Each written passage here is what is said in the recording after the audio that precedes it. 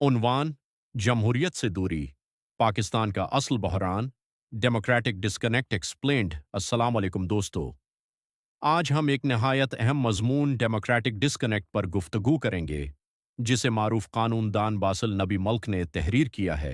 ये मजमून सिर्फ जमहूरियत की बात नहीं करता, बल्कि एक बुनियादी सवाल उठाता है, आखिर पाकिस्तान में सियासी अदम इस्तेहकाम ख़त्म क्यों नहीं होता। मुसन्निफ के मुताबिक मसला सिर्फ ये नहीं कि हमारे यहाँ कभी जमहूरियत आई, कभी आमरीत, कभी सदारती निज़ाम और कभी पार्लिमानी निज़ाम।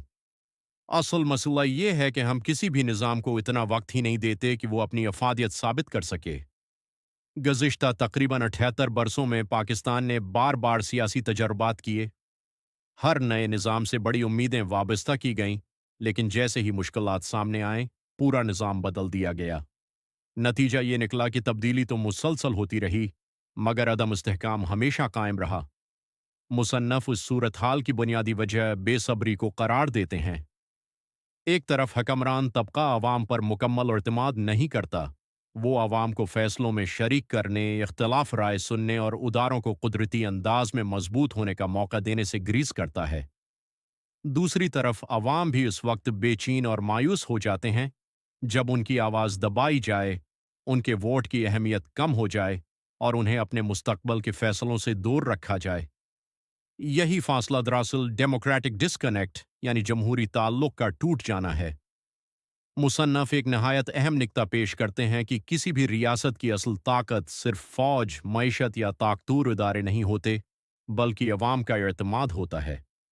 जब अवाम महसूस करें कि रियासत उनकी नुमाइंदा है, उनके हुकूक का तहफ़्फ़ुज़ करती है और कानून सबके लिए बराबर है, तो वो रियासत के दिफा को अपना फ़र्ज़ समझते हैं। लेकिन अगर अवाम ये महसूस करें कि उनकी राय की कोई अहमियत नहीं, पार्लियामेंट हकीकी नुमाइंदगी नहीं करती और इंसाफ के उदारों पर आतमाद बाकी नहीं रहा, तो फिर अवाम और रियासत के दरमियान ताल्लुक कमज़ोर होना शुरू हो जाता है।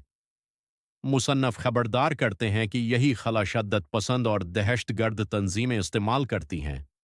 जब रियासत अवाम की शिकायत दौर करने में नाकाम रहती है, तो ऐसे अनासर खुद को मुतबादल निज़ाम के तौर पर पेश करते हैं और लोगों की नाराज़गी से फ़ायदा उठाते हैं।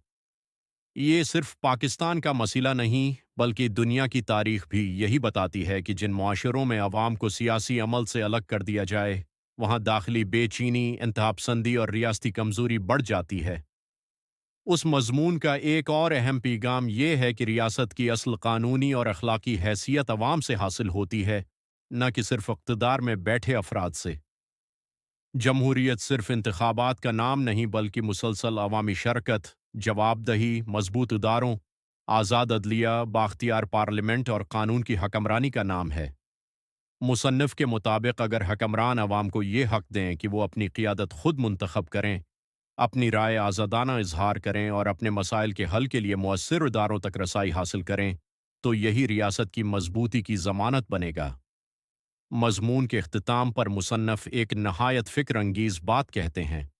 वो लिखते हैं कि हकमरानों को इस दिन से डरना चाहिए जब अवाम अपने हुकूक के लिए आवाज़ उठाना ही छोड़ दें, क्योंकि खामोश माशरा मजबूत नहीं बल्कि इंतहाई ख़तरनाक होता है। CSS और PMS के तनाज़र में उस मज़मून की अहमियत ये मज़मून Pakistan affairs, current affairs, governance, जमहूरियत, रियासती जायज़ हैसियत, स्टेट लेजिटिमेसी, आइन कानून की हकमरानी, सोल मिलिट्री ताल्लुकात, दाखिली सलामती और दहशतगर्दी जैसे अहम मौज़ूआत को समझने में इंतहाई मुफीद है। इम्तिहान में उस मज़मून से दर्ज झैल निकात बतौर दलील इस्तेमाल किए जा सकते हैं। रियासत की ताकत अवामी एतमाद से पैदा होती है। जमहूरी तसलसल सियासी इस्तेहकाम की बुनियाद है। कानून की हकमरानी रियासती जायज़ हैसियत को मजबूत करती है।